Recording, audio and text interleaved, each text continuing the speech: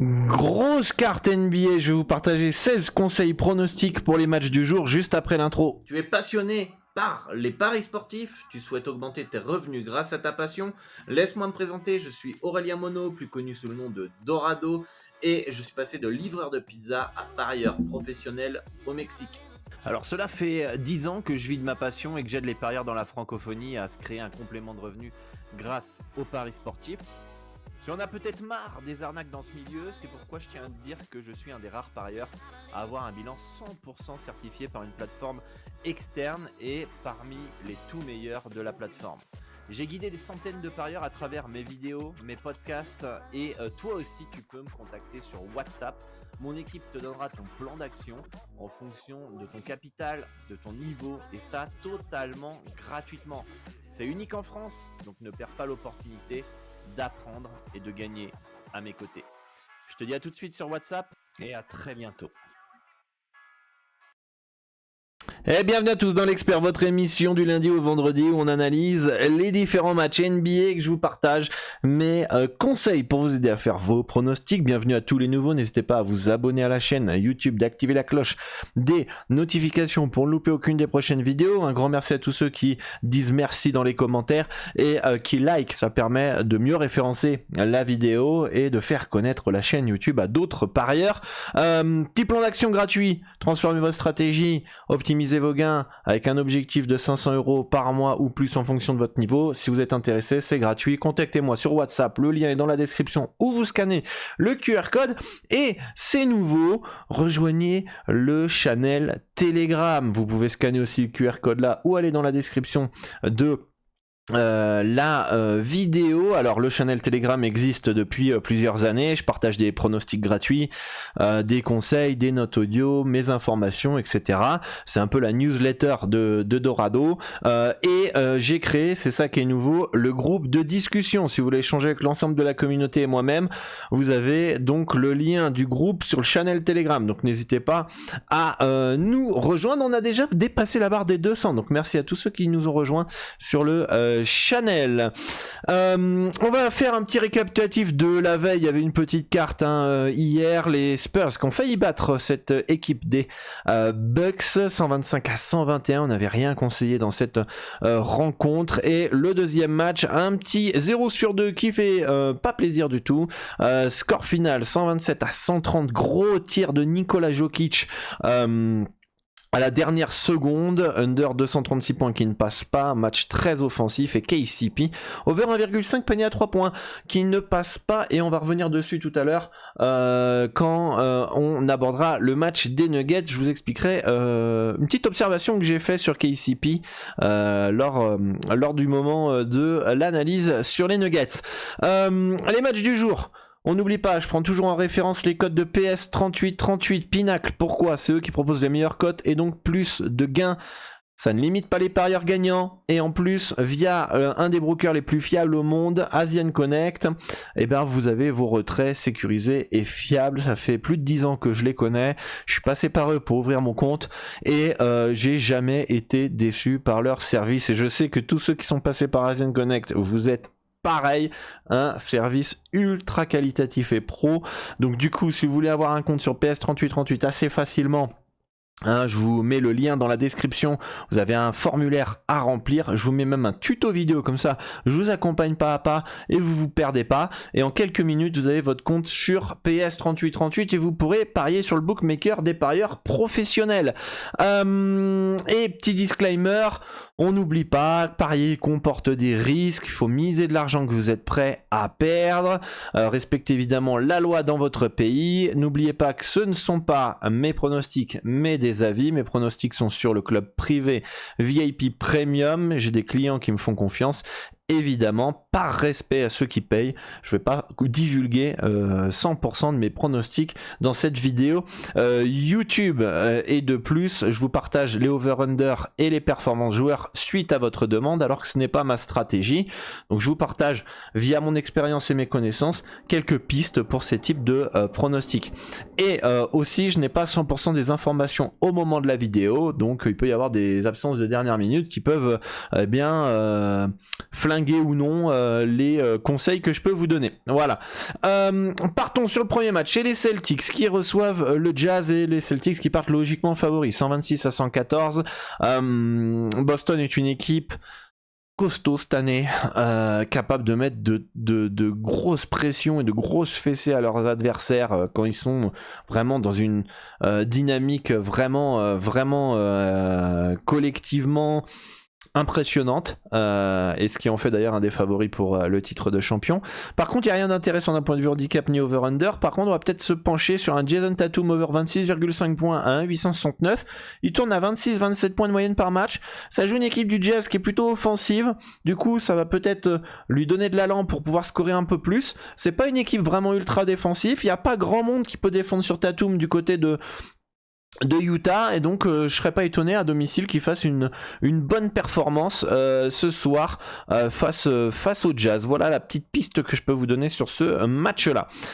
Les Hawks d'Atlanta qui se déplacent à Indiana, et là over 261,5 points à 917 pourrait être intéressant, puisque là on a affaire à deux équipes qui ne défendent pas, qui attaquent à foison. D'ailleurs, je me trompe pas, mais il n'y a pas un match où il y a eu je sais pas combien de points entre ces deux équipes, peut-être pas loin de 300 points cette année. Je crois qu'il y a eu une prolongation peut-être qui a fait qu'ils se sont approchés autour des 290 points, quelque chose comme ça. Je m'attends à ce que de toute façon ça va courir, ça va jouer. Voilà, donc là il faudra marquer plus de 130 points chaque équipe. Après, le problème de ça, c'est que s'il y a une des deux équipes qui choque, qui est pas dans un bon soir offensif, je pense que c'est mort. Il faut vraiment que les deux équipes soient dans une bonne adresse, voilà, ça court, ça défende pas, etc., pour que vraiment ça puisse passer. Donc c'est pour ça que c'est pas une ultra grosse confiance ce over, mais en tout cas ce qui est sûr et certain, c'est que ça va attaquer. Ça, on peut être sûr de cela. Les Nets qui vont essayer de se reprendre face à OKC à domicile. Fin du road trip, ça y est, c'est fini le road trip cauchemardesque de Brooklyn, qui reçoit donc le Thunder. Ils ont joué contre eux il n'y a pas si longtemps, je crois. Si je me demande si c'est pas le dernier match. On sait que c'est difficile de battre deux fois de suite la même équipe dans un court laps de temps. Donc là on est plus sur un spot fin de série, sur un spot confrontation directe en faveur des Nets, d'accord, et c'est pourquoi je me penche plus sur un Nets plus 5,5 à 1,952. Je pense que c'est difficile de faire pire en ce moment qu'eux, et je m'attends à une réaction de leur part. Peut-être que face à leur public ils vont retrouver de l'allant. On a du Michael Bridges qui est pas foufou en ce moment, qui pourrait peut-être performer. Il a pas fait des très très bons matchs pendant ce road trip. Du coup, voilà, spot Nets plus 5,5 en tout cas. Ils ont les armes, s'ils retrouvent leur élan du début de saison où ils étaient un peu poil à gratter, etc. Je pense qu'ils peuvent rester dans l'handicap, voire même aller gagner à domicile contre OKC.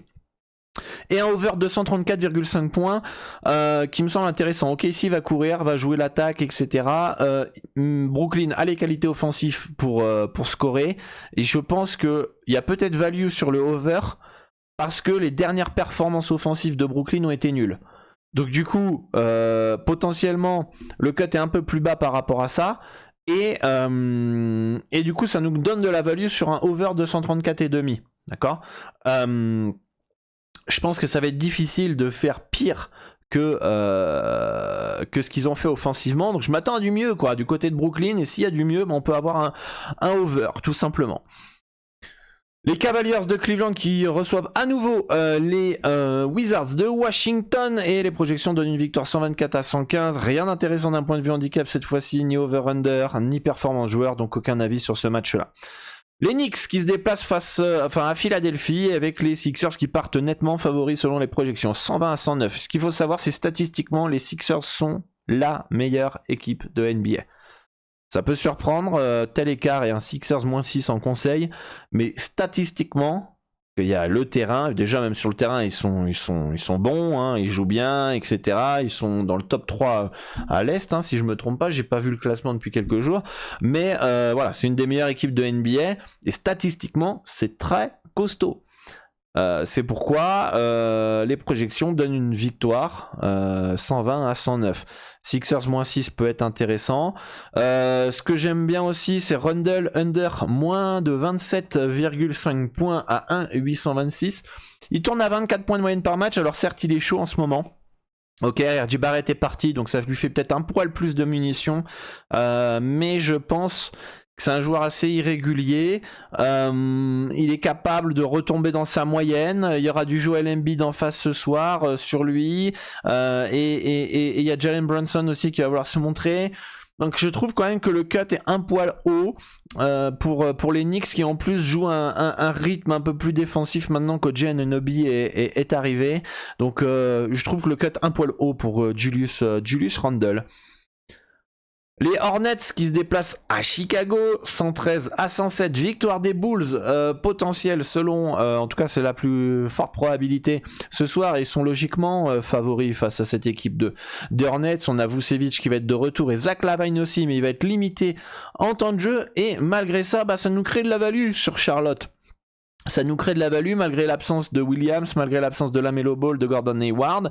Je pense qu'il y a encore du talent, il y a encore des armes et des capacités pour les Hornets pour rivaliser face à cette équipe de Chicago, et Hornets plus 10 à 1,869 peut être intéressant.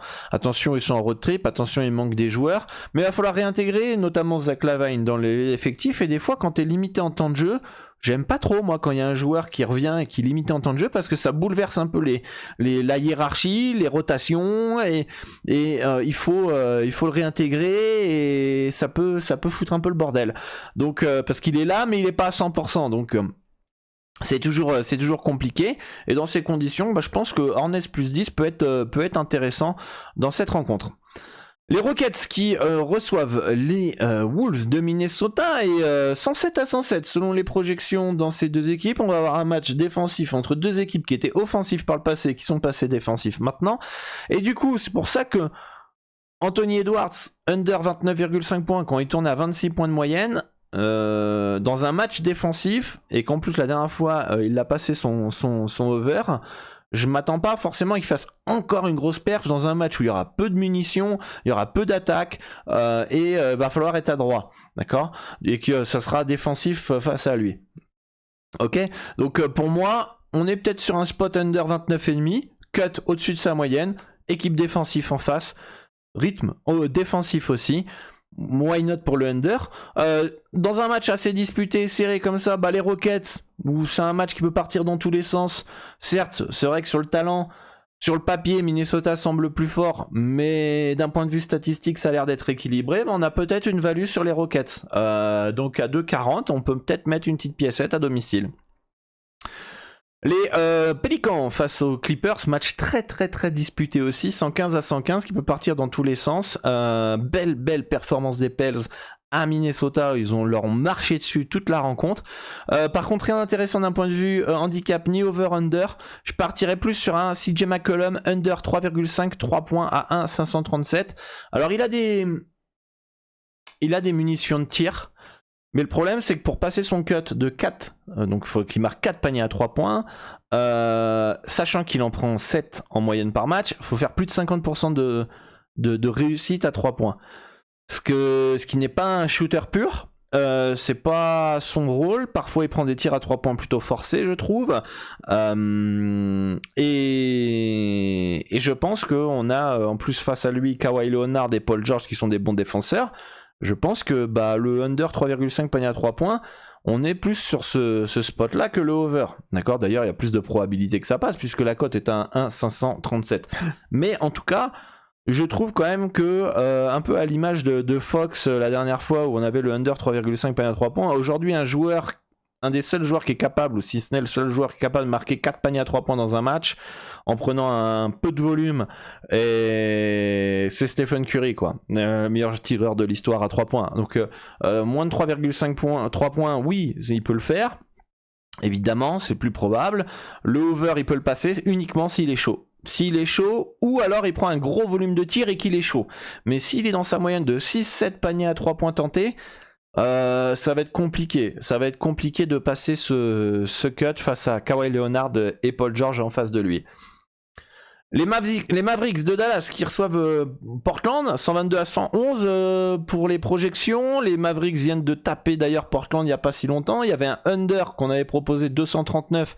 Maintenant le under il est à 237. Alors attention, j'ai mis une étoile rouge. Parce que la value elle est pas énorme. Ok, elle est vraiment très très fine.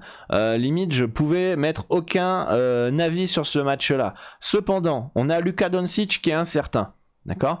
Et évidemment, si Luka Doncic il est pas là, ça fait des munitions en moins pour Dallas d'un point de vue offensif. Et sachant qu'en plus, j'ai plus ou moins la même analyse que la dernière fois, où bah, j'ai peu de confiance en Portland pour scorer 120 points tranquillou avec l'absence de Ayton, etc. Donc voilà. Si Luka Doncic il est là, personnellement le under j'en veux pas, d'accord. Il est pas là, je pense qu'il peut être intéressant. Voilà, c'est pour ça que je vous l'ai mis en indication pour cette rencontre.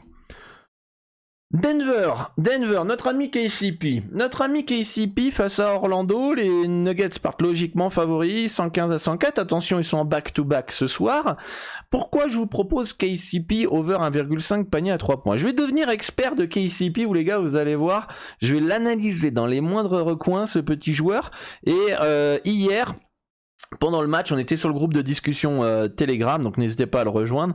Et je regardais un peu les stats de KCP, et il y avait quelque chose qui m'a frappé. Déjà, on a du nez avec lui, parce que c'est vrai qu'il met pas 2 paniers à 3 points à chaque match, mais j'ai remarqué quelque chose avec lui, cette année en particulier, c'est que c'est bien ce que j'avais remarqué visuellement, mais les statistiques m'ont confirmé. À domicile, il tire plus à 3 points que à l'extérieur. Donc déjà KCP, je pense qu'à l'extérieur va falloir l'oublier, d'accord. Pour moi déjà rien que la value à 1,961, pour moi c'est bien placé, mais il va falloir être intelligent avec KCP à présent. Faut pas le jouer tête baissée en fait. De toute façon, je savais très bien qu'il fallait pas jouer tête baissée, mais les meilleurs spots pour KCP, c'est quand ça fait 2 matchs qu'il a pas marqué 2 paniers à 3 points et qu'il est à domicile. Alors s'il joue en plus une équipe qui est offensive, c'est le top. Et si en plus Jamal Murray est pas là, c'est encore plus le top. D'accord ? Donc, ça fait plusieurs matchs qu'il n'a pas marqué de panier à 3 points ce soir. Enfin, depuis dernièrement. Il joue à domicile ce soir.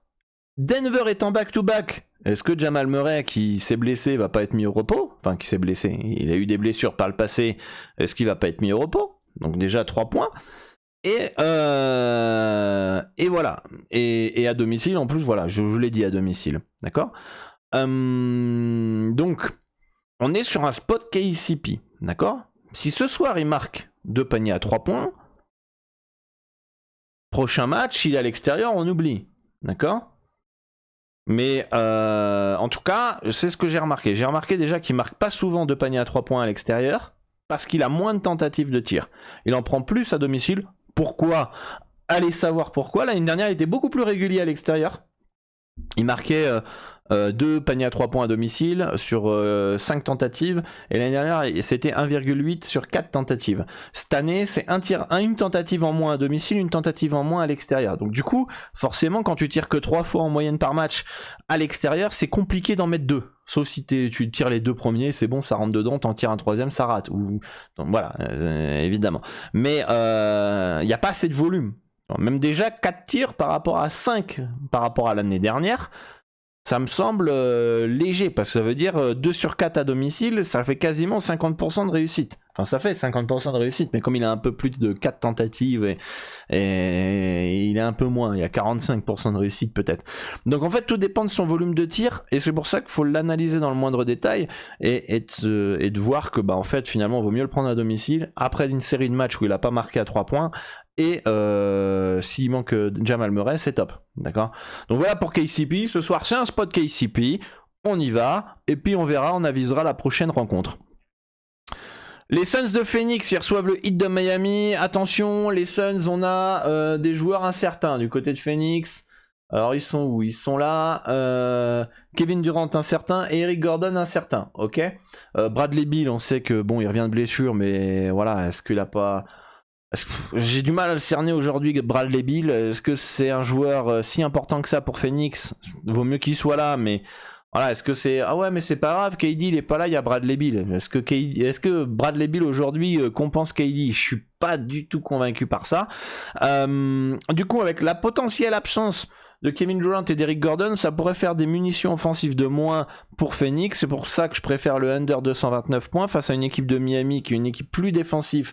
Une équipe défensive, on l'a vu contre les Lakers, d'accord? Et mais attention avec la présence potentielle de KD qui serait là. La value elle est pas non plus énorme, elle est assez fine, etc. Donc pour moi le under peut être intéressant si KD pas là. Là, ça commencerait potentiellement face à Miami qui est un peu chiant à jouer et tout ça. Et pourquoi je mets une étoile aussi? Parce que Miami, j'ai remarqué aussi que c'est une équipe un peu joueuse. C'est-à-dire quand il faut défendre parce que c'est les consignes, etc., ils vont défendre, ils vont être chiants. Par contre, s'ils commencent à rentrer dans le jeu de Phoenix et puis ils s'amusent, allez, j'en sais rien, Spoelstra il a dit, bon les gars, on est en road trip, on a gagné aux Lakers, ce soir je vais pas vous exiger de la défense. Amusez-vous. J'en sais rien, je suis pas dans le vestiaire, mais je serais pas surpris avec 82 matchs en NBA que des fois, voilà, il y a des matchs, il n'y a pas la même intensité défensive. Et donc du coup, on se retrouve avec un over ce soir. Donc c'est pour ça que je me méfie de ce cut. Les Pistons qui se déplacent à Golden State. Golden State qui a choqué hier. Golden State qui menait de 18 points dans le quatrième quart-temps, même de 22. Pour réussir à s'incliner à la dernière seconde sur un tir de Jokic. À mon avis, on devrait avoir une réaction de Golden State ce soir, mais attention, ils sont en troisième match en 4 jours back-to-back. Qu'est-ce que ça peut vouloir dire? Ça peut vouloir dire du Klay Thompson sur le carreau. On sait qu'il s'est fait le tendon d'Achille, il s'est fait les croisés. On sait que les Warriors sont une équipe qui aujourd'hui a l'expérience, qui a déjà gagné, qui n'hésite pas à mettre au repos Klay Thompson notamment. Donc ce qui pourrait laisser une petite porte, hein, calendrier repos pour du Pistons plus 10. Autant Steve Kerr il s'est mal levé ce matin, il a dit les gars on a déconné, il n'y a pas de repos ce soir, on va gagner, on va mettre une fessée face aux Pistons, on n'a pas le droit de perdre, ce qui peut être la possibilité. En plus Détroit est une des pires équipes de NBA, mais au vu des conditions peut-être que le plus 10 en tout cas il peut être intéressant ce soir. Les Lakers qui reçoivent les Grizzlies ce soir, et on a deux options. Le under 226 points à 1,917 qui est une piste. Pareil, une étoile le under parce qu'on a Ja Morant qui revient. Et du coup, même s'il y a eu des unders sur les certains derniers matchs, je pense que déjà le marché surestime le retour de Ja Morant.